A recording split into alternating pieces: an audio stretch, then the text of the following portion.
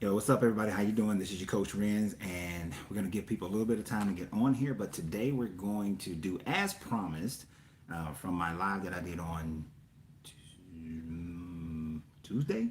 Tuesday, yeah, where we talked about briefly star charts and astrology and astrotheology. Uh, the video was about on Tuesday was about calendars and how calendars have affected us and the different changes in calendars and what people have created based on calendars. So, but tonight we are going to. I promise that we will break down astrotheology a bit, but getting into your own star chart. So I would advise you before you do this, go to like Astrology Land and do your free star chart. And if you did it there, how you doing, Papa Soul Preacher? If you do it there, but you got to know your time of birth and where you were born, and choose your after you put the city and state, choose your longitude and latitude. Make sure you put in everything that you're supposed to on there. But if you go to I like Astrology Land. I'm not promoting it. I don't get any money from Astrology Land. It's just the one that I prefer to go to. So go check that out. If you're watching this later, go on there and get your star chart, and then take this information that I'm going to give you, and then kind of figure it out. Put everything on there as based on who you are. Even the basic part of the Astrology Land gives you a really good little commentary on yourself, and I've always found it to be very, very accurate um, as far as when people go in a as far as how it describes a person and who you are. And the thing about interested in astrology, so am I. I've been interested in it, but I didn't explore it as deeply until more recently. I started exploring it more, but I first did a star chart like 3-4 years ago. I was advised to do a star chart, get my actual, what was going on in the sky when I was born, where I was born, the visible sky. And because I was researching and I was seeing how people back in the day used to have a star chart made when you were born. You know how like in America and most westernized countries today, we could do a birth certificate, right? Well, back in the day, they didn't do a birth certificate. They did a star chart of when a person was born, and then the astrologers would break down what the person's more than likely future would be, their personality would be, all things of that nature, um, based on what they saw in the heavens at the time. And it's about how it affects you. Now, I've always found this interesting. And we're going to go through what each aspect of a star chart means. I didn't print mine out. My printer wasn't acting right. Otherwise, I would hold it up. Uh, but your star chart is going to give you, you have an inner wheel, which is, these are the houses, and they're 1 through 12, 12 houses. And then it has, and then all the heavenly bodies where they were during that time frame are in the inner wheel. Now, different aspects of retrograde and things like that are inside the wheel, but so outside the wheel, you have where all the different planets and other um, other zodiacs were at the time of your birth, and we're going to find those things very interesting. Now, on the next outer wheel, you have the different houses that are represented by the actual zodiac, right? And the degrees to which those zodiacs were at the time frame of your birth, and where every planet and was during that time frame within the zodiac as well, your outer wheel. So we're going to discuss what the meanings, what each house means, and then which each heavenly body represents. And then based on what the heavenly body represents and the house that it was in, plays a role in your personality, your future, who you are, that sort of thing. And you'll find a lot of it, you'll say, some of it, of course, your experiences, your culture, where you grew up, changes a lot of things, changes who you are easily. You can have a serious trauma right now, and it would change who you are. So this is not written in stone, or as they used to think back in the day, is written in the stars. And yes, this is wine, but it's in the evening.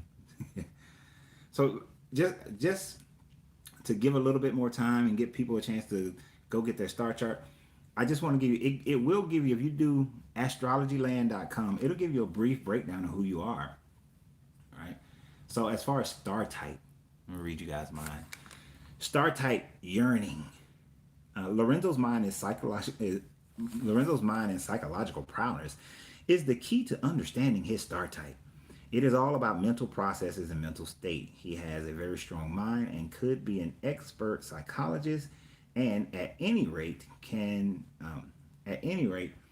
avoid learning about the mind and all its inner mechanisms and wonderings. Also, a very strong drive. And that isn't. If you know me, you know that's me. Also, a very strong drive and tendency to react or to provoke responses. Yeah. If there are any downside to all of this psychological prowess, it would be perhaps a tendency to get a little lost in the mind and wake up locked into a mental syndrome or another. Some mental habits that are roaring like a freight train. Who knows? Some mental habits roaring like a freight train to who knows where. So take notes. And that is true. I can get into this psychological state where I'm just focused in, right? And create mental habits that just it can lead me to greatness or it can lead me to doom. The soul lunar angle, which was at 318 degrees and 525 aspect. You see, you got to go do this. It'll break it down very, very good for you, very well for you. It may be interesting that for your relationships, sometimes you feel and actually do not know more than I'm messing this up in my reading. It may be interesting that for your relationships, sometimes for you it may be interesting that for you, the comma's in the wrong spot, which is throwing me off. For you, relationships sometimes feel and actually do know more than a little bit about can still be problematic, which relationships are problematic for me. That old phrase about knowing more than is good for you may pertain here. And I will definitely say that. Sometimes I know a little too much in a relationship and I don't know how to give it out in a way that is effective in making the relationship better. And that goes for all my relationships. Because I just like to go ahead and give it all out and let's fix it. Let's get an understanding of it and move forward. You can see it all, have heard it all, and for sure have commented on it all. Yeah. But that does not preclude you from relationship difficulties from time to time. That's just true. The key here may be to leave off with the critical approach and turn more inward, looking for a more simple approach yourself, which I have been working on in my relationships, looking for the more simple approach and just looking inward and not criticizing what the other person may or may not be doing. This could prove more satisfying to you and more interesting to others. Less is more. And I have been told that sometimes I can be overwhelming in my personality when it comes to relationships. Even some have went as far as saying that I can be intimidating, which I do not do that purposely, but it happens. One, because I like to study and I like to know and like to have an understanding and I like to teach, that becomes a part of it. And then the last part of it that it'll give you like a little small snippet of, it says close aspects, Jupiter waxing opposite to Saturn. You will take advantage of times when you experience at best overcoming obstacles through careful judgment and adherence to laws. Now I would say this is careful judgment and adherence to natural law, universal law, the hermetic laws. But the laws of whatever country I'm in. Progress through patience, which I'm not good at. I do not have patience. I'm telling y'all right now, I have patience for something, but a lot of things I don't have patience for. I want things to move rapidly. So I'm learning. And it's so funny in getting ready for this. I thought about that this morning. I was like, you know what? In some of the business dealings that I'm doing, I got to be more patient. Not so patient that I miss out on opportunities, but just a little bit more patient. At worst, efforts to succeed are hindered. And that's at worst. Some of my efforts to succeed may be hindered. but it'll give you a good little basic summary. And if you think it's, and I want you guys in the comments to let me know if you went and did Astrology Land, did that summary, was it accurate or not? Because mine is very accurate. And everyone who I've done a star chart for over the years, it has been very accurate for that person. I actually, as my 3-4 years ago when I first, it might have been longer than that actually. I think I first did a star chart back in, it might have been 2012 when I first did one. Because I remember thinking about it for my children, and yes, it was back in 2012. I did one, maybe, nope, it was sooner than that. It was 2018, 2008, 2008, when I first did a star chart, because I wanted to get a better understanding of my children. I did it for my kids and I did it for me, and then it actually helped me to understand their mindset better. And we have a great relationship. But like I said, go get your star chart. Now, before we get started into understanding what the different houses mean and different aspects and the different the planets mean and the different zodiacs mean, you got to understand, if you have a problem with astrotheology, you really shouldn't. If your religion precludes you, if you've looked in your religion, they say, well, looking at looking at the astrology listings or whatever they say, that's evil, that's this, and that's negative. Well, no, it's not. Because guess what? Here's the thing. In all religions, astrotheology is present. It's present in every religion. And every religion used to have a mystical side of it that taught astrotheology in all its form. It taught what you may call magic. It taught all these things. Let me give you a couple examples of how it's taught. Now, of course, I grew up in the Abrahamic religion of Christianity. And then I studied Islam, and I studied Judaism, and then I studied a bunch of ancient religions and Buddhism and Hinduism. And I've studied a lot of different religions. The one I know the most about, of course, is Christianity, because I spent more time growing up in it. And please can ask questions at any point. I've done one. I thought mine was pretty spot on. Some things I think I haven't discovered in myself. Right, mine is so spot on. When I just read it, it's so spot on. But so I spent more time reading other religious doctrine, reading Christianity, Christian doctrine, that sort of thing. Now, when you look at Christian doctrine, many people say that there's no astrotheology in it. Well, the Christian story that we're about to experience now, this whole Christmas time frame, is an astrotheology story. The birth of the sun is an astrotheology from the Egyptians. Whereas, and I explained this in the previous video, the belt of Orion's belt, or Osiris belt, otherwise known as Osiris belt, the three kings are the three kings. This is why the pyramids of Giza match it. It's the three kings. Also, the pyramids of Giza were not tombs, they were power plants. So power resides from there. So those three, the belt of Osiris points directly at what was, now it's called the constellation, the Greeks renamed it to Canis Major, but it was Isis, a Set. And the star Sirius was the womb of a Set. And so the belt, Orion's belt, Osiris's belt, points towards the womb of Isis, of a Set, right? So the three kings followed the star in the east, because Sirius is also known as the star of the east, to find the sun, the birth of the sun. And on December 25th, they perfectly align to point to exactly where the sun will rise on December 25th, the winter solstice, when the daylight finally stops losing to the night and the sun is born again. Because 3 days prior, the sun died on the Southern Cross, the constellation of the Southern Cross, and set and rose in the same spot for 3 days, and stopped moving southward in its setting, and now began to move northward in its rising and its setting. So the sun is conquering death, now has the keys to Hades.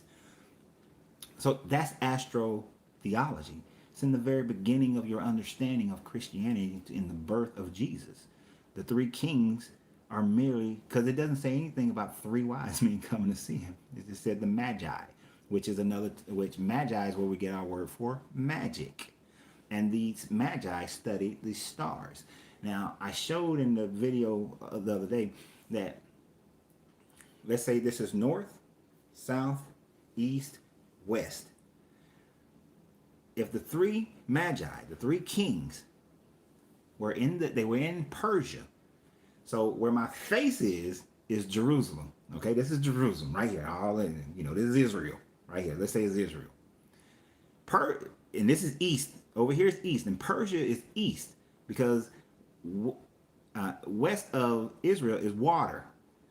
It's the Mediterranean. If three magi, three kings were following a star in the east to find the birth of the Son, the birth of Christ, they would not have come west to Israel. They would have went east to Iran, what is now known as Iran, to Afghanistan. They would have went to find Buddha or Krishna. They wouldn't have come to find Christ, Jesus, Yeshua. It wouldn't have came. They went west. And here's the even worse part. They came west, but then when they were in Jerusalem and talked to Herod, Herod said, when you find them, let me know. And they went to Bethlehem, which Jerusalem's here. Bethlehem is here. It's southeast of Jerusalem. So they still wouldn't have went east. They would have went south to go to Jerusalem. So the story is not a literal story. The story is a astrotheology story of the birth of the sun of the winter solstice and the sun finally winning over the night.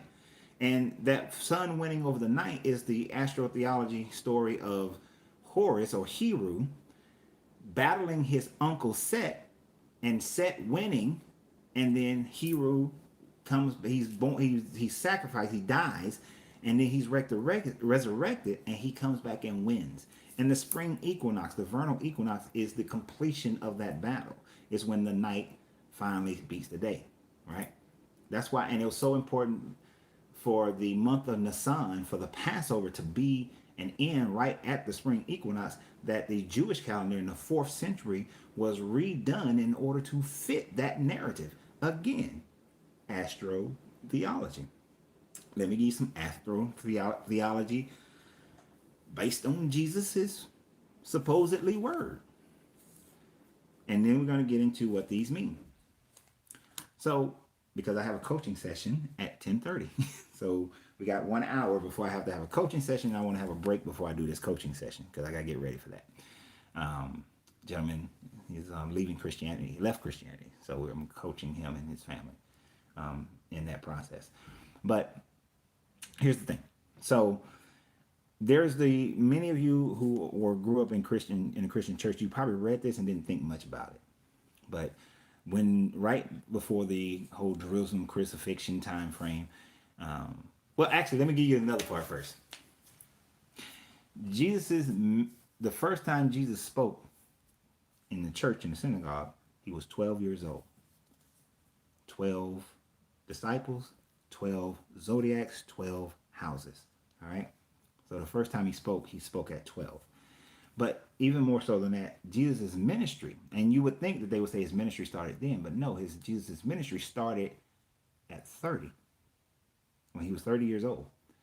Understand that when the sun comes into a new age, it comes in at 30 degrees. Jesus' ministry ended when he was 33, because it says the ministry lasted for 3 years before he was crucified. He went out, the sun goes out of an age at the 33rd degree. Now, what are ages? There's a thing called the great year. The great year is the wobble of the earth. All right. With the wobble of the earth, it takes 26,000 years almost 26,000 years for a complete wobble.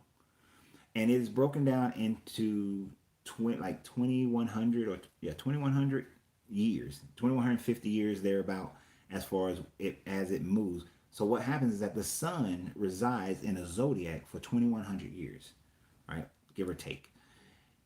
These are ages. Each one of those 2,100 plus years is an age. So the reason why the Jews still blow the ram's horn, because they are for themselves still in the age of the ram, which represented Moses. Before Moses, it was Abraham in the age of the bull, right? This is why when they did the golden calf, and see, this is all astrotheology. When the golden calf was presented, when Moses was supposedly on the mountain, and Aaron built the golden calf, it was Moses was so pissed off because they were still in their minds were in the age of the bull and not moving to the age of the ram, which is why they blow the shofar, I think, shofar, whatever it's called, shofar. You know what I'm saying? Uh, but when Jesus came in, it was the age of Pisces. You see, the great year goes in reverse. It doesn't go how we do it, with Capricorn and I can't even get them right myself, but how it goes Pisces and then Taurus and then, you know, and it goes around that way. It goes opposite. So it doesn't go Capricorn, Aquarius, Pisces. It goes Pisces, Aquarius, Capricorn. So when Jesus' ministry starts almost 2,000 years ago, it is moving into the age of Pisces. Now recognize a lot of things happen, a lot of changes happen when these things go on, right? And this is why it's astrotheology works on Earth. This is why the Hermetics teach it as above, so below. You have to remember, keep that in mind, as above, so below. Because when Jesus said his ministry was ending and his ministry will end, they asked him, when will this end? Where should we look? Where should we go? Right? This is the end. Where should we go? So when the age of Pisces, they weren't talking about immediately right then. When the age of Pisces is over, where should we go? And where they went is and here's the words that Yeshua supposedly said. Go into the house, find a man, go into the city, find a man carrying a pitcher of water, and into his house we will go. Now each zodiac has a house. Back in those days, men did not carry water. Even in societies that are still living 1800s and prior style roles, men don't carry. Okay, YouTube. I don't know why YouTube does this reconnecting thing sometimes with on my phone, or it didn't even matter whether it's on the phone or not. Let me just, but so let me get back to it. Men do not carry water. So when Yeshua if he would have said that and if they would have taken that literally, then they would not. They would have looked at him like, dude, we find a man carrying a pitcher of water? He probably don't even have a house. If a man is carrying water, that means he doesn't have a woman. He probably doesn't have any land. He probably doesn't have any cattle. He doesn't have anything. He probably doesn't have a house. What are you talking about? Men don't carry water. Like, you're looking for the impossible, right? And some people would just say, well, exactly, he's God, and God would look for the impossible. It has to be something different. You can rationalize that if you want to. But it's astrotheology. What he's saying is that at the end of the Piscean age, you would go into what? Find a man carrying a pitcher of water. What is Aquarius represented by? A man pouring out a pitcher of water. Well, what age are we moving into now, or kind of in? The age of Aquarius. Man pouring out a pitcher of water. In the Tao, what does water represent? Water represents everything nurturing. Water nurtures everything it touches, but water also becomes whatever it needs to become. Water becomes the pot. What Bruce Lee said, put water in a pot, it becomes a teapot. Water can either flow or it can crash. But no matter where water goes, it provides life. It provides nutrients. It provides, a giving of. And here's a man pouring out the water. The water also represents the feminine womb, the feminine energy. So a man pouring out the feminine energy onto the earth. And that's the thing, it's a man pouring water onto the earth.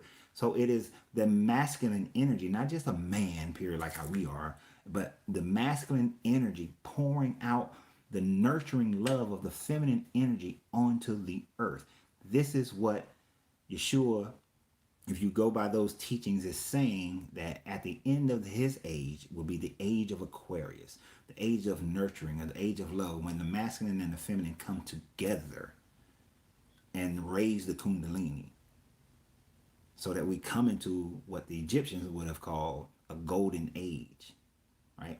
That's why at 2012, the 13th Batum of the Aztecs ended, signaling the end of an age and going into Batum number one, which was a golden age in the Aztec Mayan teaching. So they're all teaching the same thing. Astrotheology is all the same, and how it as above affects the below. And the more we understand this, the better we function. Now, people have used this in the negative format. Queen Elizabeth had John Dees as her hermeticist and her alchemist, and her magician, and her astrologist. Astrologers have been part of different armies. They've been part of royal courts. Even today, there are business people who are very high up in business still consult true astrologers. Now, there's a bunch of BS out there. If you're reading that daily mess, you don't know what you're reading. It ain't really affecting you. If all you walk around and say, "Oh, my solar, I'm a Libra," because I'm a Libra. I'm a Libra. But when I look at my star chart, yes, the sun was in Libra when I was born, right? But my moon, my feminine reflection, was in Virgo at that time. And if you think about it, with Virgo being the high feminine, right? And my reflection of my masculine being in my feminine, it is not surprising to me that I'm always looking for the balance, and that I go through cyclic modes with my feminine energy and how it's applied. Whereas I can be incredibly nurturing, I can be incredibly forgiving, but then I can be incredibly cut off, right? So when I look at it, I see deeper into it. And when certain decisions, and when I'm making major decisions, I kind of like, I check my star chart and I check what's going on before I make those major decisions. And if you don't think things change during ages, think about it like this. Here's a big change. And this change has affected the world, whether you realize it or not. Whether you realize it or not. If you've seen some of my videos about Vespasian, and how Vespasian, with the help of initially Josephus ben Matthias, and then later the Philos of Alexander, and then Herods, and all these other people came along later. My sun sign and my sun sign and my moon sign are the same. That's pretty cool. Now, depending upon where the planets are, it'll show how close y'all are in similarities. But here's an example of how these things affect a big change that happened during the changing of an age. You know that Nero was the emperor of Rome during the time frame that Jesus, so Yeshua, was doing his ministry. But 50 years later, Nero is disposed. It was 50 years later? Yeah, no, 40 years later. 40 years later, Nero is disposed and deposed, not disposed, well, he was disposed, but deposed, and Vespasian became the emperor of Rome.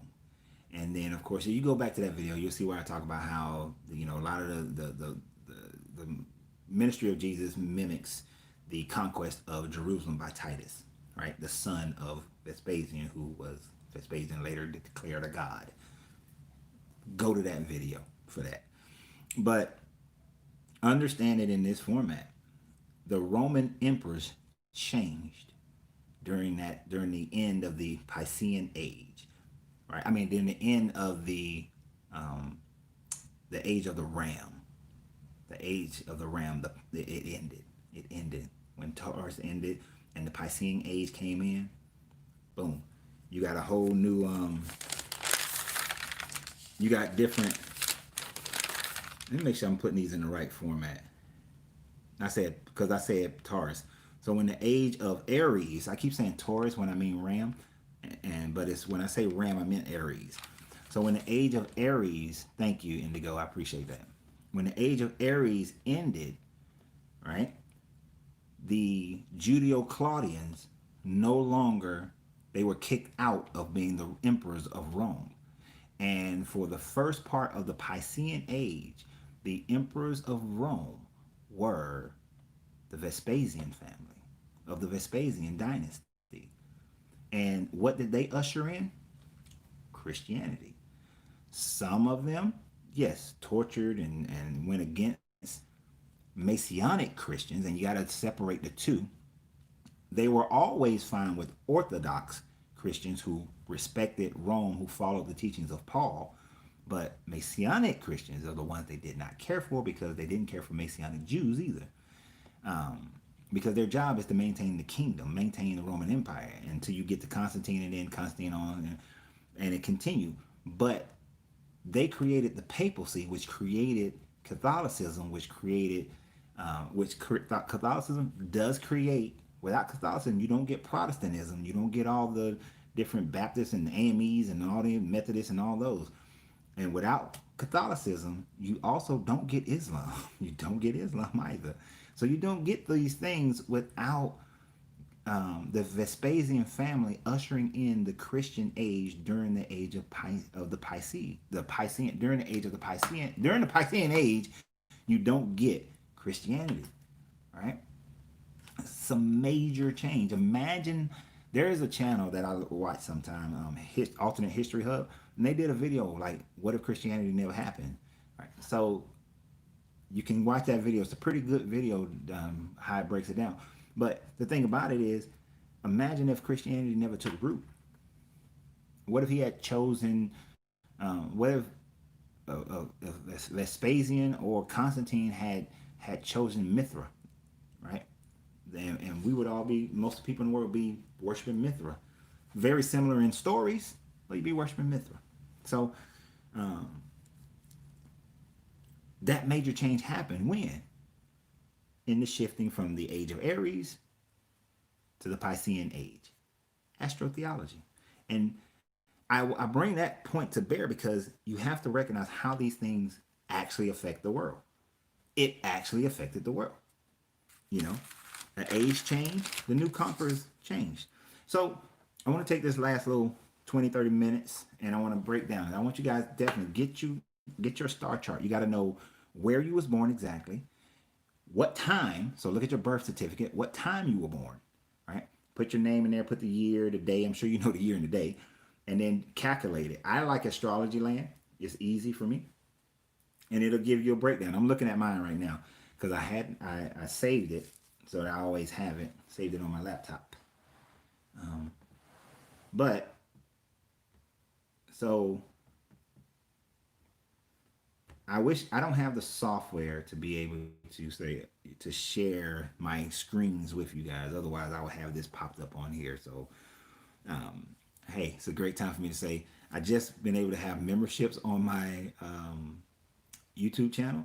So become a member, join, and that will allow me to be able to do stuff to get people who can help me, and they will be like somewhere else, but they set up the whole program, and we'd have these charts, up for you when we do a live. So join, become an alchemist, become a master alchemist with me. You can find that when you subscribe and all that sort of thing. So let's break down. So in order to understand your astrotheology, in order for you to truly be able to utilize, to look in the stars, to see what the stars are doing today wherever you are. Now understand, what the stars are doing today where you are is what matters. And that's why I hate those general ones, because, if I'm in Atlanta, Georgia, but a person in South Africa is seeing a completely different sky than I see. The stars, the constellation are completely different in South Africa than they are in Atlanta, Georgia. They're completely different. That's northern hemisphere, southern hemisphere, eastern hemisphere, western hemisphere. They're completely different. Close to the equator, far away from the equator. You're seeing things different. It's just like when there's an eclipse doesn't happen worldwide. 99% of the time, it happens in certain areas. And certain areas have full eclipse, and others have partial eclipse. So the heavenly bodies function wherever you are, And our days of the week based on the heavenly bodies. Sunday, Monday, Tuesday was Mercury Day, but then Wednesday is Woden's Day. That we went to the Greek Norse for some reason, but Woden for Wednesday, Thor for Thursday, Thor's Day, Frigga, Thor's mother, Friday. So that's the Norse. That's the Norse Trinity: the Father, the Son, and the Father, the Mother, and the Son. You know, the Father, and think about the Holy Spirit dwells inside of you. That's the feminine. Father, Mother, and the Son. And then Saturday, Saturn, because the Babylonians saw 7 heavenly bodies, and that's how they named everything based on the 7 heavenly bodies. Astrotheology. And then they worship Saturn, Baal, Baal, Marduk on that day. And that's why they have that as the Sabbath. And y'all can go continue on with that thought. All right. So, in order for you to be able to understand your star chart better, because I wrote all this stuff down so I can understand my star chart, I want you guys to be able to understand yours too. Like I said, each star chart has houses. Let me flip this around. Let me make it a little bit bigger. So this is gonna be the ghetto style, y'all. This the ghetto style, okay? So don't get mad at me. It's the ghetto style. So this is what my star chart looks like. I think you guys can see that on Astrology Land. See that there? So you see how the inner wheel, you got 1 through 12. Then all the planets and the planets and the zodiacs where they were. Inside each one of those spaces is a house, right? And in the outer wheel are the zodiacs as they are in and out of each house. Now notice the zodiacs don't match up exactly. Like look how this one is a little bit here and a little bit, but it's there. It's like a little bit in this house and a little bit in that house. So it's all a little different. So I want you guys to see that real quick. But that's my star chart. That's what my star chart looks like. Based on my birth, the date, the time frame I was born. So each one of those houses, 12 of them. The first house, right?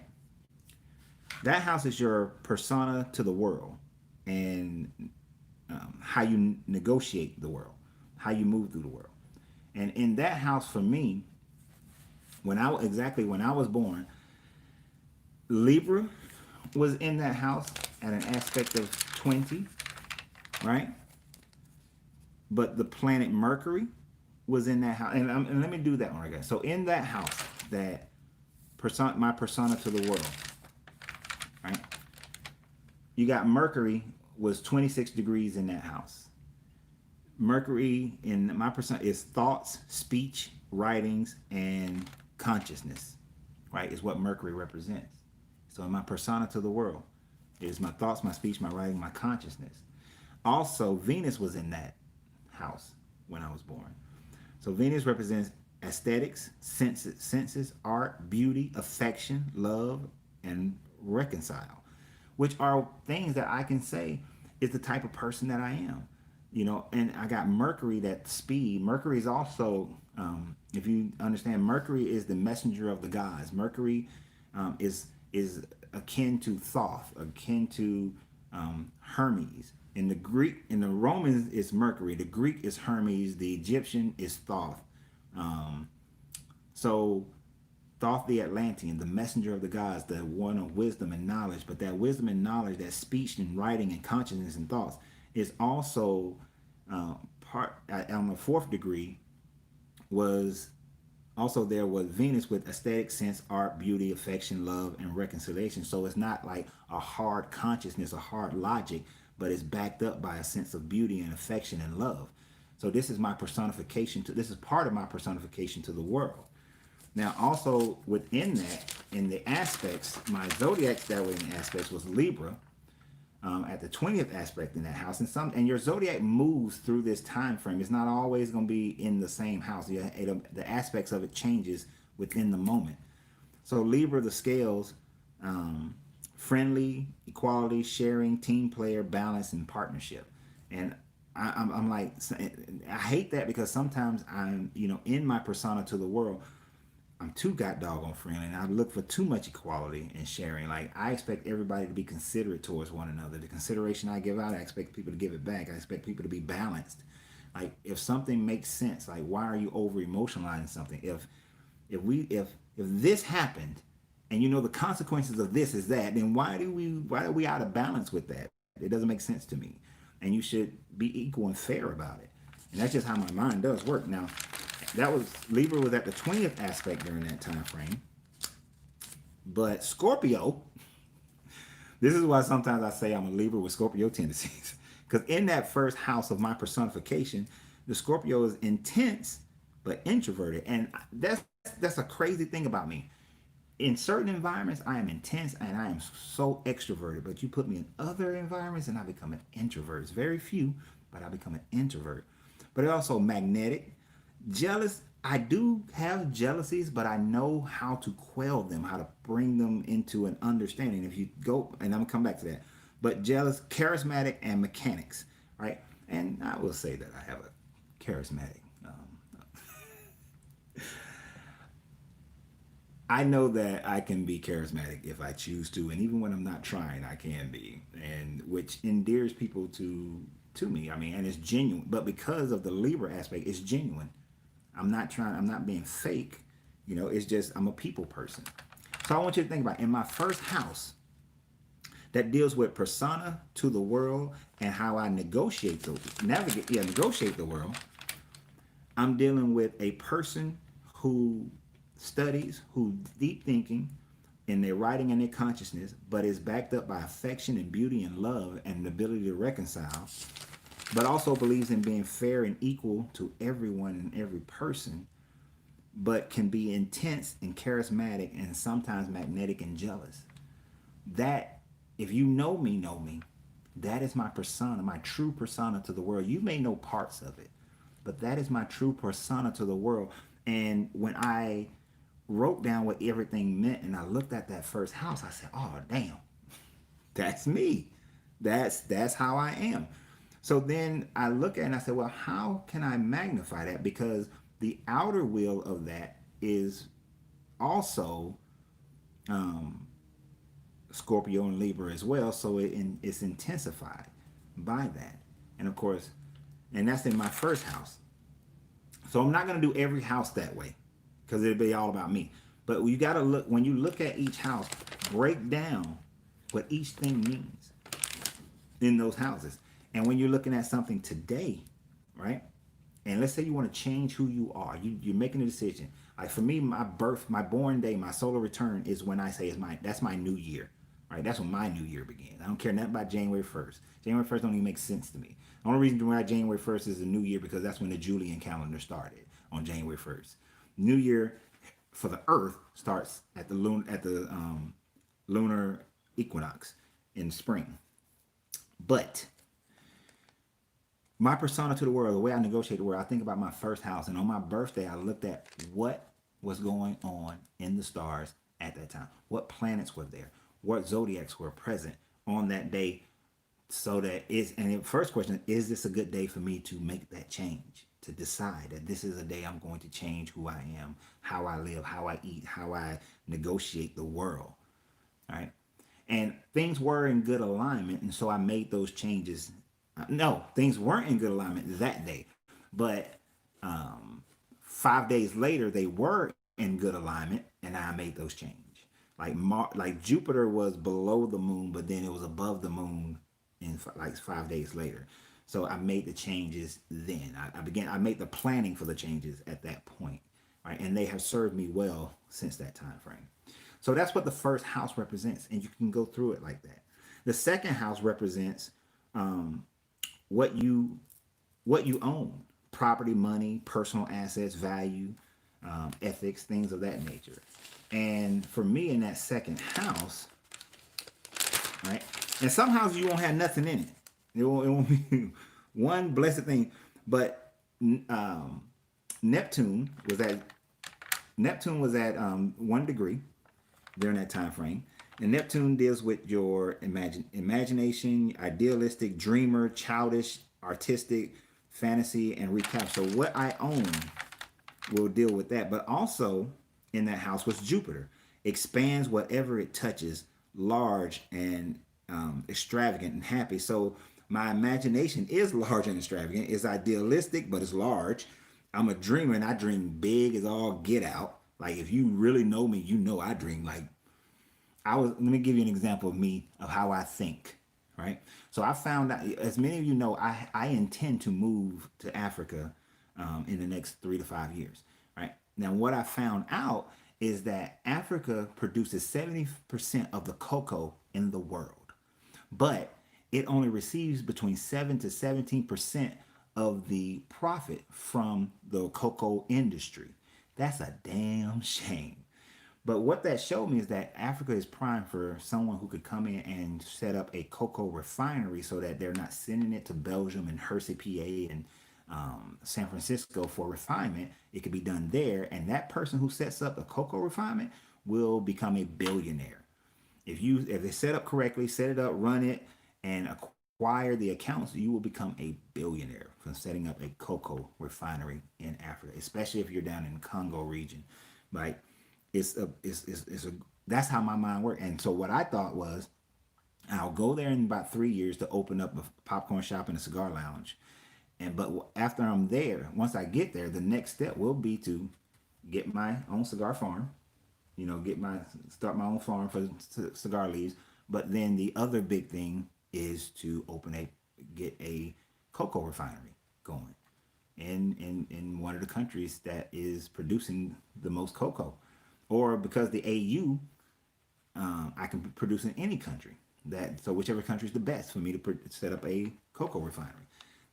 So when this thing shows me that in my second house, what you own, property, money, personal assets, and that the two planets involved is Jupiter and Neptune, and that Jupiter expands whatever it touches and is large and extravagant, and my imagination, my idealistic, my dreamer, my childish, my fantasy, my receptiveness is all bigger than life. That's just how I've always been.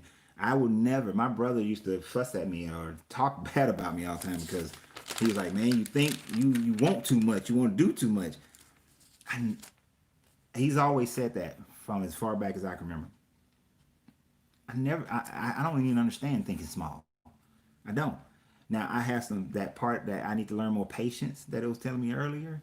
Yeah, I get more patience and these things happen better when I have more patience. Now the only zodiac that was in my second house that deals with my personal possessions was Sagittarius, right? And this is the centaur, right, with a bow. And this is expansive, fun, loving, travel, big ideas, broad, dislike details. And man, when I tell you that hit home, then think about how that connects with Jupiter and Neptune, and that this is in my possession. It's all who I've been my whole life. But the thing about it is, dislike details. That is the thing that has killed me in most of my business dealings. Is the fact that I have the big idea. I'm broad. I like a bunch of stuff. I love business, period. Right? And I love to have fun. I love traveling. Like I will buy an experience well before I buy an item. Right? But them damn details. Y'all have heard the term "the devil is in the details," right? I hate that term because I like to say heaven is in the details. Because if in business, if I was coaching you in business, I would tell you that in order for you to gain what you desire, you got to focus on the details. The details is where you build, where your wealth is where your success is. So heaven is in the detail. Success is in the detail. And I'm going really slow over this part because I keep going into my own. But you see how you go and look into your own to get this understanding. And that second house is mostly in Sagittarius, but a little bit of that second house is also in Scorpio, which is intense, introverted, magnetic, jealous, charismatic, and mechanic. So some of that house is in Mercury, but most of it is in the Scorpio, right? I mean, some of it is in Scorpio, but most of it is in Sagittarius, and that's my second house. So, which deals with my personal possessions. That also has Neptune and Jupiter and Sagittarius in it.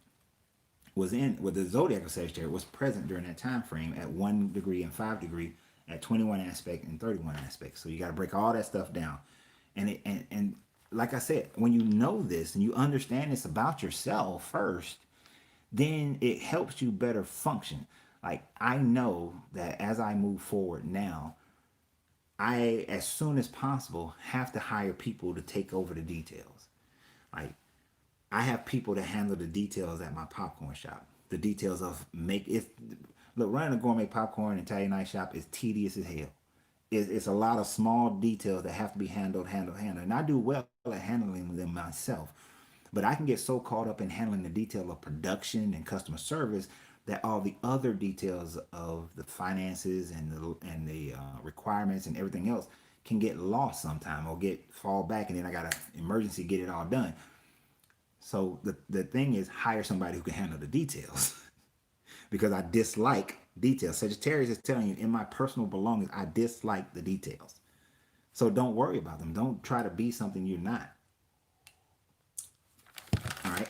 Now my third house is easy because I ain't had nothing in my third house. There was absolutely nothing in my third house.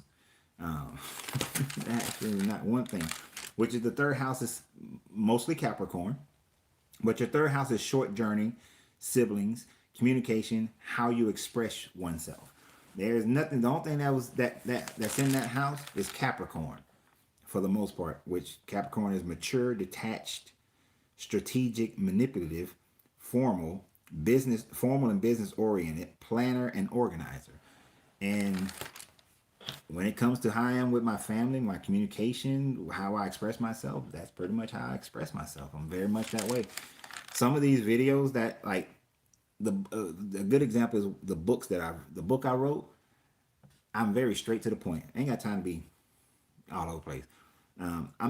I wouldn't say, because I have a heart, and you gotta understand, because of some of the other things in my first house, I don't manipulate people, but I will move you to make a decision that is best for you, if that makes any sense.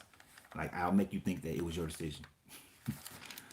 So your fourth house represents home, mother, father, domestic life. We're not gonna go through what are them two little water signs? How Aquarius was in that house with me, and then the zodiac of Aquarius was in there, and then the planets was True North was there. It was True North was there, and then Mars was there in that house that deals with home, mother, father, and domestic life. So your fifth house is children, gambling, romance, fun, creativity, personal expression, games, and sport. The sixth house represents work, practical effort, illness, service, desire to fix things. And I want you guys, when you get your star chart, you don't have to go and look this stuff up. Just come and check this out. All right? And then just write it down. The seventh house represents partnership and friendship, relationship, marriage, and partnership of all kinds. Now, I do want to stop here at this seventh house, because in my star chart, I got nothing in there. There was no planets, no nothing when it comes to partnerships and friendships and relationship, marriage, partners, all that kind of stuff. But it was in the house of Taurus, for the most part. Taurus and a little bit of Aries. A little bit of Aries is pioneering, innovative, direct, and sharp, strong, and lacking perseverance. And that's interesting, right? Lacking perseverance part. That's a little bit, right? But Taurus is slow, steady, stubborn, immovable, a builder, and develops naturally. I love for my relationship to develop naturally. I love building relationships, right? But lacking perseverance, a little bit of Aries. I have a point where, hey, if you break this point, I'm done. You do a certain thing, I'm done. You don't show a certain personality, I'm done, and I will move on. Now, pioneering, innovative indicates speed, but Taurus is slow. I am quick to get in a relationship, but I am slow once we get in the relationship. I will be steady and stubborn and immovable as far as how I desire for the relationship to be. But I'm very direct about it. Like, I'll tell you exactly what I expect out of this relationship. And it's not just romantic relationship. This is business relationship, friends relationship, the whole deal.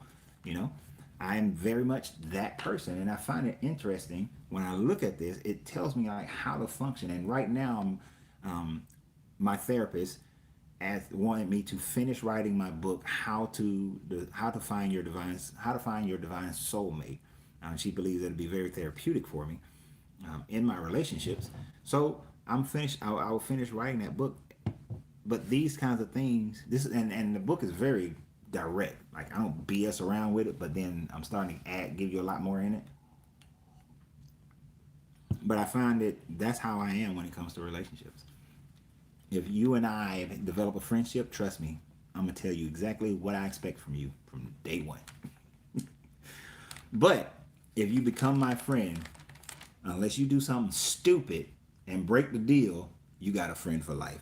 And even if you break the deal, you still got a friend for life. Just know how far I can let you be my friend.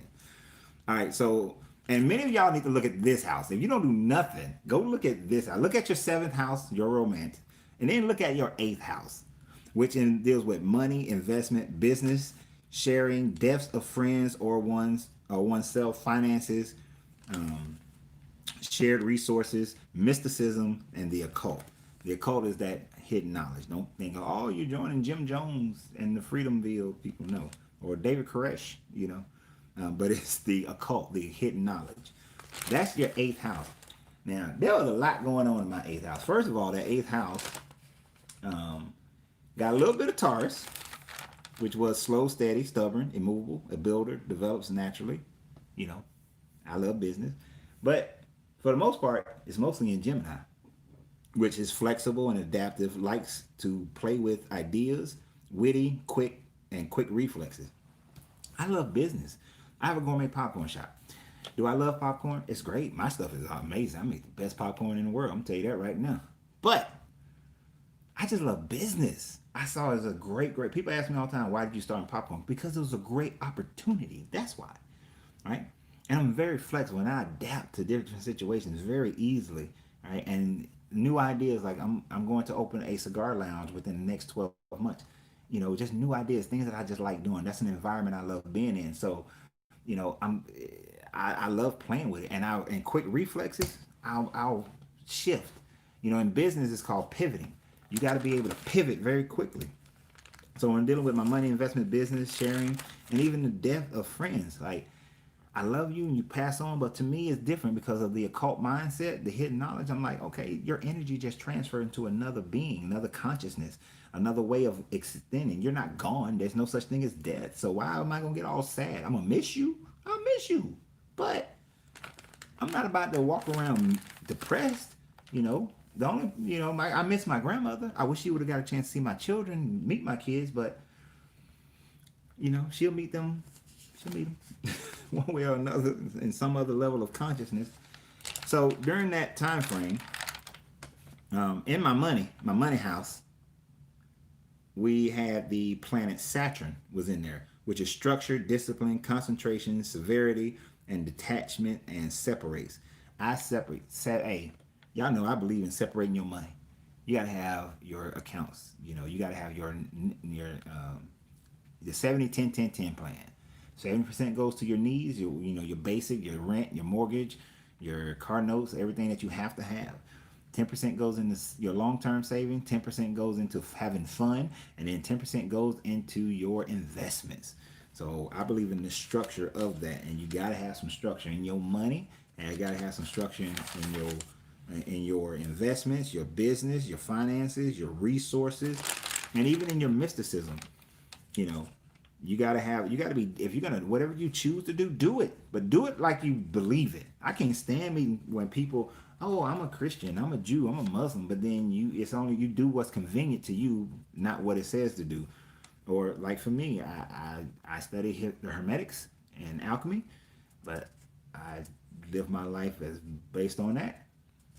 Always looking for higher consciousness and to higher thoughts and higher movements and higher planes of existence.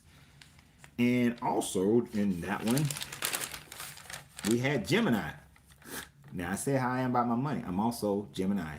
Flexible and adaptive, likes to play with ideas, witty and quick reflexes.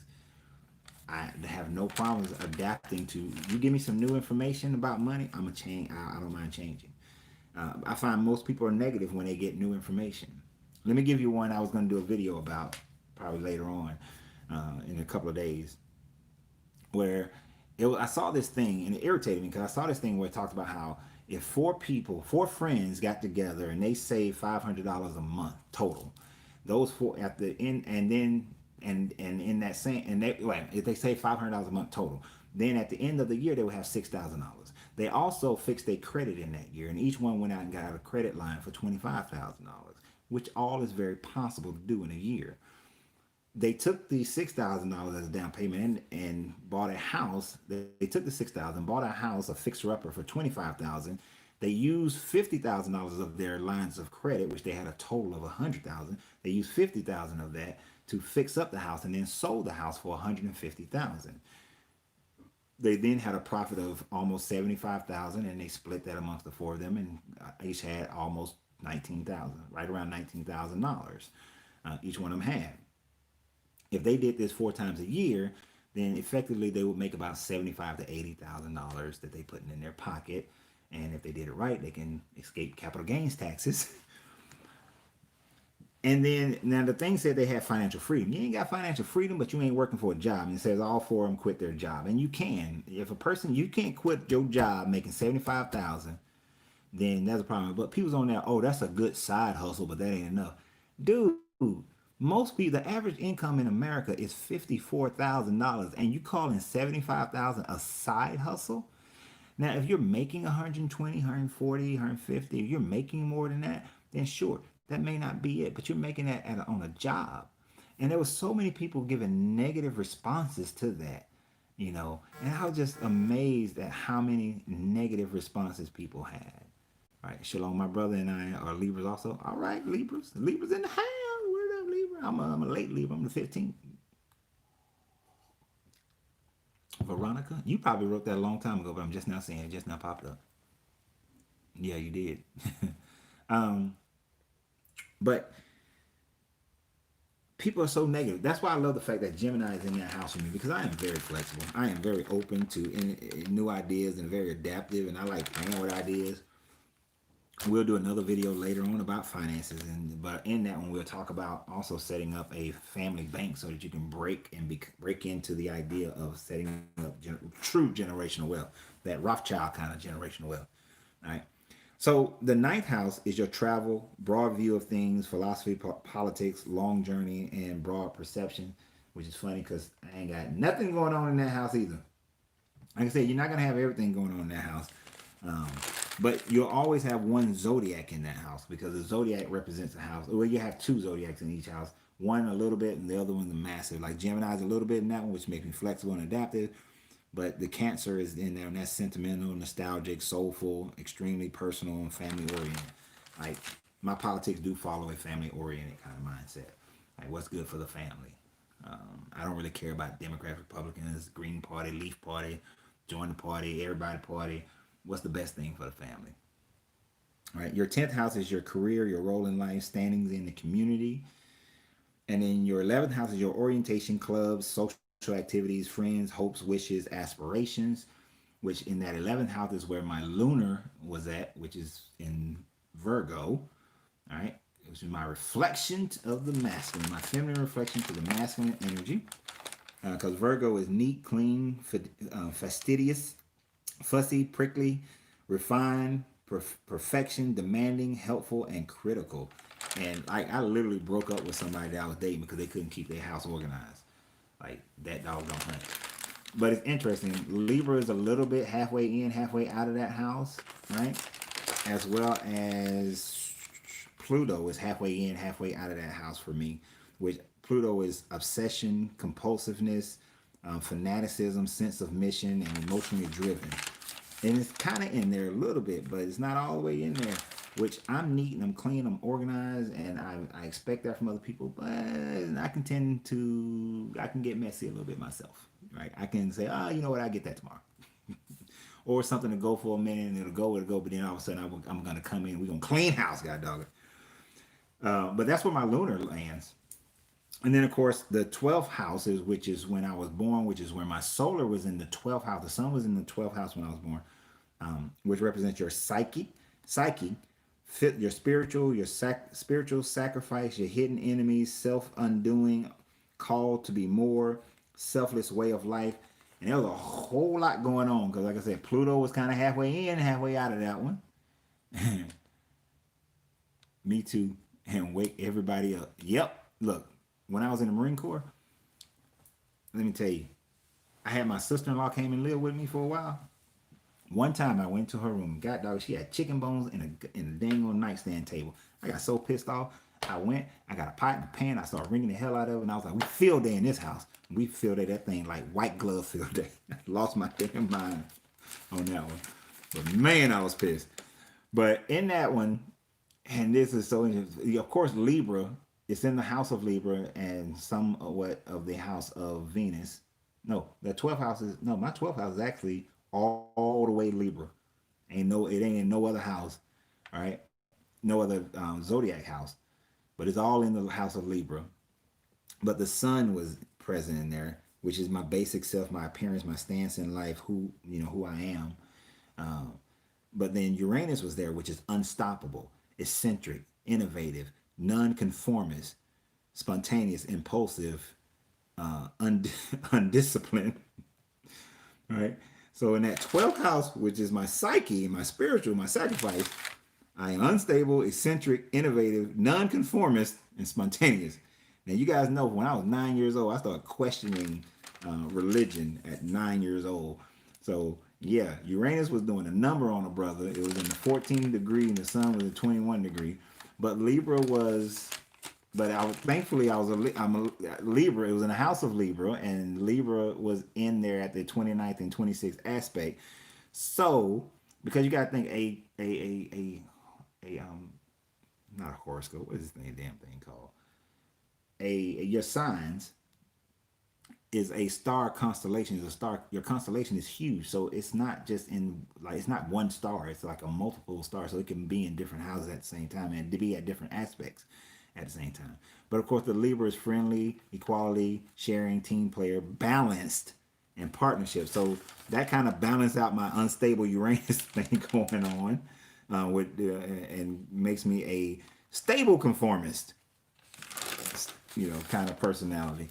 But Veronica, I wish I could understand astrology. That's what the purpose of this is. Hey Denise, how you doing? Oh, Uncle Renz, she see Denise know about that popcorn, y'all. That's why she called me Uncle Renz, as far as I understand it. But understanding astrology is basically this is your basic. This is like astrology 101, right? Actually, I'm gonna say this is like astrology 202 because you have to be able to put all of these together. All I did, I just went through the houses, and then in certain houses, I told you what planets and what other constellations were doing during that time frame. Now there's some other stuff going on, but we're not going to get into all that. But the more you understand these things, the better you are. Like the moon was in Venus. The moon was in Virgo for me. Um, but the moon represents your moods, your home, domestic nature, your nurturing qualities, and it was in the feminine, right? And then I'm a Libra, so I'm balanced. And my sun was in Libra, so all my masculine is balanced with my feminine. My masculine is balanced by that reflection of the moon, that masculine energy.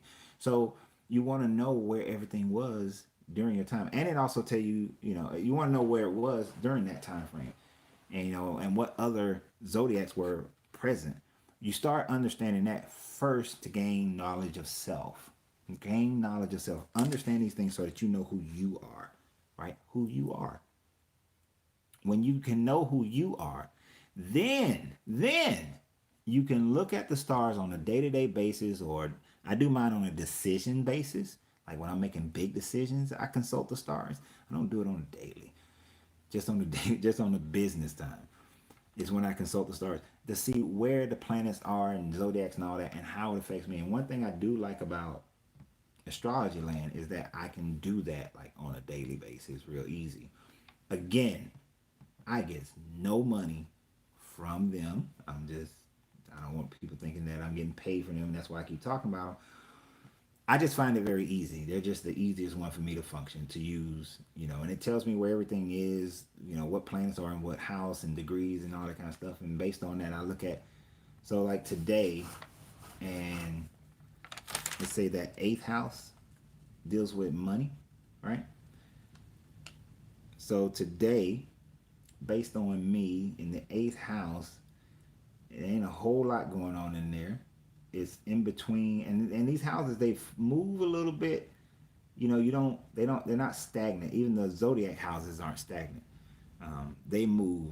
They're not always the same in the same spot. Um, but in that eighth house, which represents your money, your business, your sharing. Today, you had what planets were involved. It always shows you the planets first, right? So you had Neptune, which is imaginative, idealistic, dreamer, childish, artistic, fantasy, receptive. was a little bit in there. And so I did some marketing today. I did a lot of marketing today, right? Mars was a little bit going out of that house, so it went out. So ambition driven, energy aggressive. So I wasn't very aggressive, but I did a lot some marketing today. And the zodiacs that was present was Pisces, right? So your imagination, ideas, sacrificing, enjoying the fantasy, impressionable, gullible daydreamer. So I didn't make a lot of business decisions today, a lot of monetary decisions today. Um, if I had to make a big money decision today, I would not have. I would have looked at that and I'd be like, you know what? Today's not a good day for me to make a big money decision. All right, so let me not. And then I think about, well, how am I towards money? And I look at my star chart and see how am I towards money, and then I consult, okay, with my personality, is this a good day to make a money decision? No, it's not. It's not a good day to make a money decision. So I didn't. Um, Pisces and what planet is that? And Neptune is somewhat in the relationship, right? So imagination, ideas, dreamer, childish, historic, fantasy, receptive, and again with Pisces, imaginative. I didn't making like I've made some relationship decisions during a different star chart time frame, with consultation from therapy and myself and history, experience, all that sort of thing. But if today I was pressed to make a relationship decision, I would not have made a relationship decision today. I mean, I've already made one, but if I was pressed to make another one, I wouldn't want. If I had to start a business relationship today, I wouldn't start one today. Today's not a day for that, right? So, you consult it that way. That's how I consult it. You put it that way. That's how I consult it, because that's my understanding of how the ancients, how people throughout time, and not just say the ancients, how people today and before and previous consulted based on today, based on the houses, and based on who you are. This is why it's very important for you to do your star chart, understand who you are, and then do it. How you doing, Jarvis? You're late. We're about done. So I got 7 minutes before I got to do a coaching session, guys. But I hope that, I know this video has been very, very, very, very long. But I want you got to start over, man. But I want you to be able to go through this. Now, I do this, and then I also take into consideration the 7 Hermetic principles, right? Yep. No, you didn't miss out, because you're going to be able to rewind it in just a few minutes.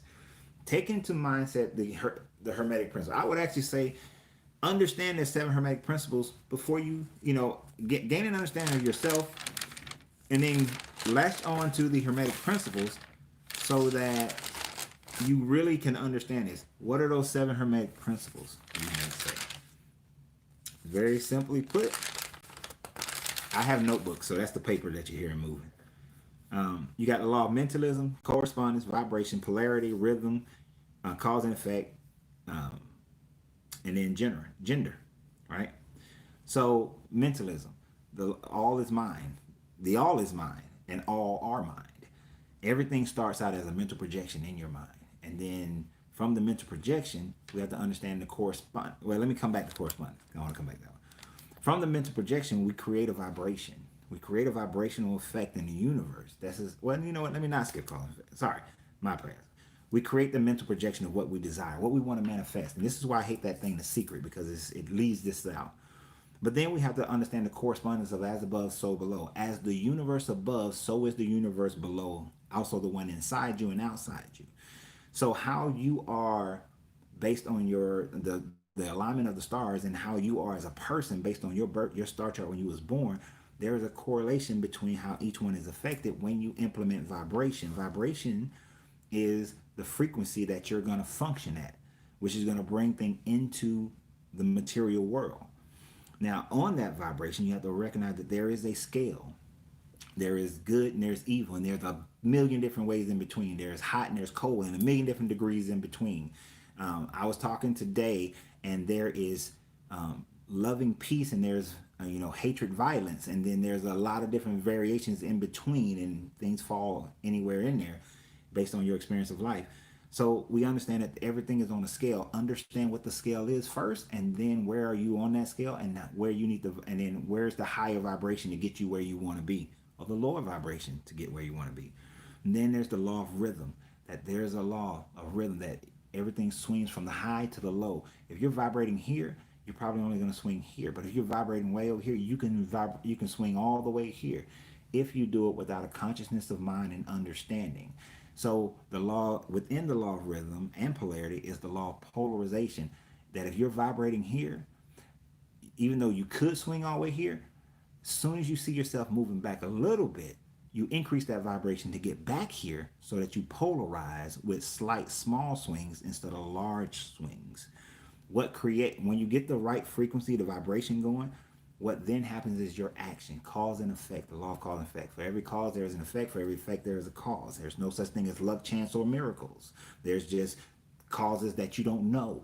That's what a luck, chance, or miracle is, a cause that you can't identify, right?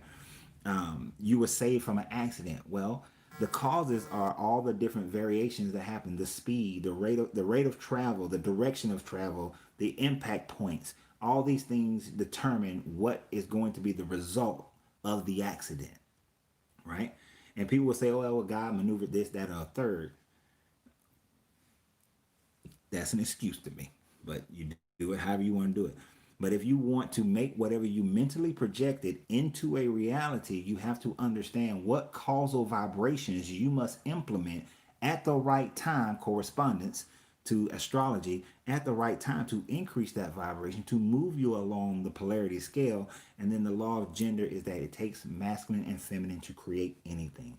Everything has to be done with a balance of masculine and feminine energy. You cannot have a baby. I don't want to use this. Don't use this argument to justify your disagreement with homosexuality.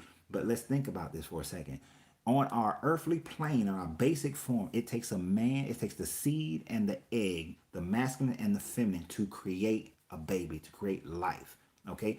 Two sperms will not create life. Two eggs will not create life. It takes the two coming together in balance. It takes the sperm with the information that it gives to the egg to nurture it. Do you know that the sperm determines whether or not it's a male or a female? It is not the egg. The egg has X chromosomes only. The masculine, the sperm, can either have an X or a Y chromosome, which then creates the gender of the child. So, but that's our base elemental understanding of it. But you have to take it into a higher plane of understanding. In every person, there is masculine and feminine energy. That's why the caduceus, the two snakes going up, and they meet at the third eye. They meet at your crown, well, your third eye. And that gives you your understanding. That gives you your vision, right? Your mental state has to have the balance of the masculine and feminine energy. This is why all ancient religions had a mother-father creation, right? When the Babylonians, when the Hebrew people were under Babylonian captivity, it was Baal or Baal and Asherah, mother father. When Baal became El to the Hebrews, they got rid of Asherah. Although you can find text that says El and his Asherah, but all understandings were that originally. In Hebrew mysticism, it was taught that Jehovah, Yahweh, had both masculine and feminine. That's why it's Elohim, the gods and goddesses. So the law of gender has to be in effect in order for you to manifest anything. You can't just think it with instruction, or even think it with love. Here's a concrete idea of that. I've had so many women who come to me and say, well, I want you to coach me in opening up a women's shelter or a teenage girl shelter. And I would tell them, I said, well, and they said, well, I just want to go get a grant. Well, here's the thing how the world works. If you already have the shelter, then you're more than likely to get the grant. They're going to give it to the people who already got the money. So you're trying to do this on a totally nurturing mindset, where it's totally feminine. I just want to get the center that helps young ladies or girls or battered women. But you're not thinking with the masculine. The masculine is to go build a business for profit first, and then let that for-profit business feed the non-profit, thereby getting a tax deduction from the for-profit to the non-profit, and then pay yourself from the non-profit, getting yourself further tax deductions, or non-taxation rather. So use the masculine energy to use the masculine energy in order to create the nurturing environment that you want to, but it builds it both together. When you have the for-profit helping the non-profit, you're able to create. You're able to create. Okay? And that's the best way to do it. That's what big businesses do. You know that some big business gives to other big businesses charities, and then that big business gives it back to the other one's charities.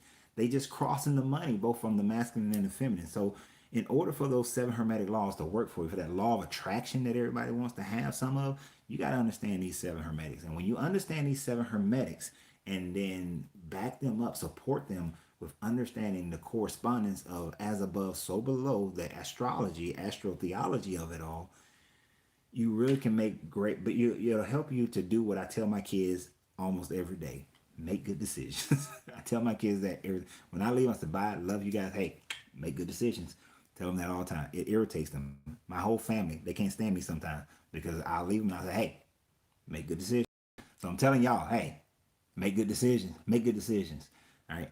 But your decisions, don't take the little BS astrology, but really go out and get an understanding of yourself, how you function based on each house and each star and planet and that sort of thing and constellation, and then utilize the daily information to decide what's going to work well for you in support of the hermetic laws.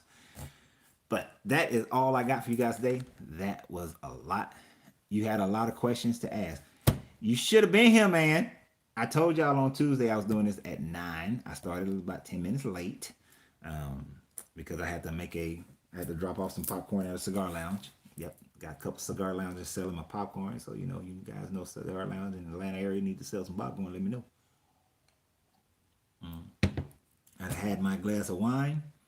It's been a great show. I enjoyed this. Please continue to support the channel. Become a member. I'm so excited that I can have members now. It's just like Patreon. And my patrons, they get the same stuff. My pleasure, Veronica. My pleasure. But becoming a member, I want to get enough members and enough subscribers so that I can.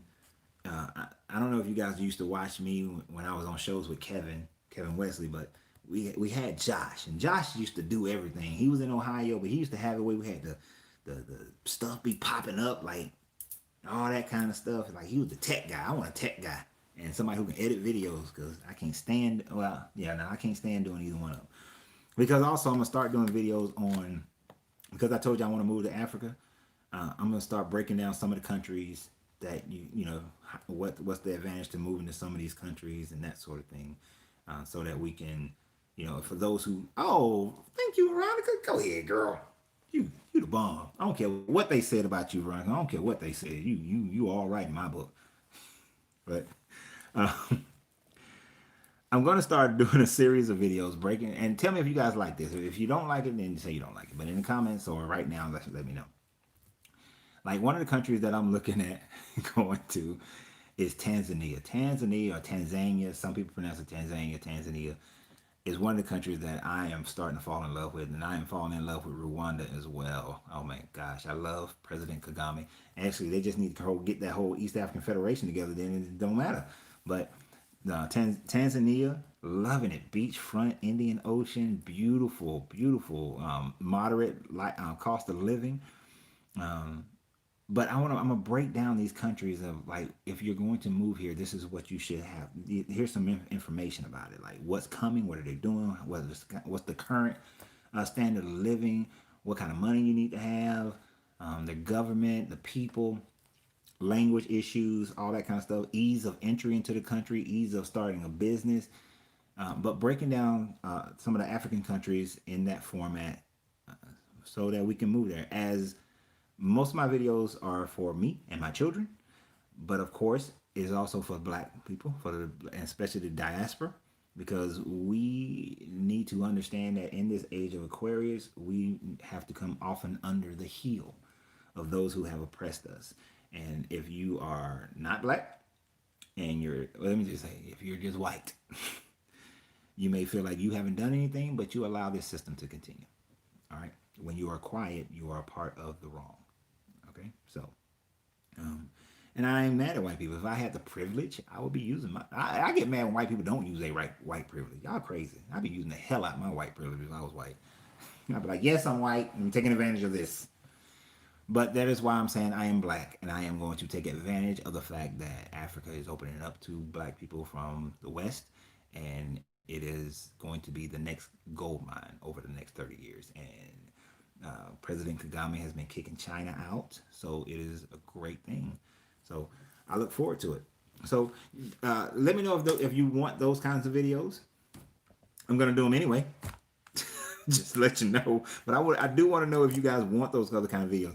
And Veronica, since you are now an apprentice, um, I want to say that thank you. First of all, thank you very, very much. It's like a whole humbling of the heart thing, choking of the throat chakra. But you now will be able to suggest videos, and you will get those videos.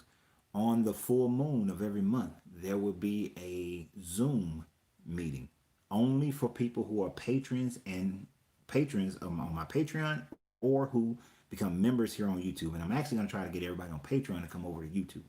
But there will be Zoom meetings for just those people, where we're going to have discussions at higher consciousness of spirituality. We're going to have discussions of higher finances, of some of the inner business things that I wouldn't put out on a video. We're going to talk about love and relationship. We're going to talk about tantra, all kind of subject matters of that nature that you guys will determine for the most part what we are talking about. But it's going to be like group coaching process, but all together. It's a mastermind. That's the best way to put it. It will be a Zoom mastermind with yours truly. So Veronica, let me know what do you want to talk about, what type of videos you like, and that first. I don't care if the first Zoom call is just me and you. I think there's only like 6, 7 people on Patreon right now, and then you're my first person to join on YouTube. So yay, you're first, and we will have those Zoom meetings. I don't care if it's just me and you. We're gonna have it, and we'll talk for an hour. And knowing me, it'll last longer than an hour, just like this video was just supposed to be an hour. And now it's an hour and 26 minutes and 50 seconds, 51 seconds, 52 seconds. So, yeah. But let me know. You can also send me a comment. You can go to coachrenz.com. The Mastermind Alliance. Okay, I might steal that. The Alchemy of the Mastermind. I got to put alchemy in there somehow. Or the Hermetic Mastermind. I like that too. But yeah, you can contact me at coachrenz.com. There's a contact place in there, contact where you can send information. Yeah, and Veronica, send me subject matters you want to hear videos about, because they will get made. In my gratitude for what you have done. So that's enough of me babbling and rambling on. I appreciate you guys. Y'all have a great day. Remember, you have to free yourself to be yourself, because your greatness is non-negotiable. Good vibrations, good journey. Like that left. My kids will pick on me about that one. Mm-hmm. Yes, us Libras are long-winded. I saw that one right before I hit okay. All right, see y'all got it later.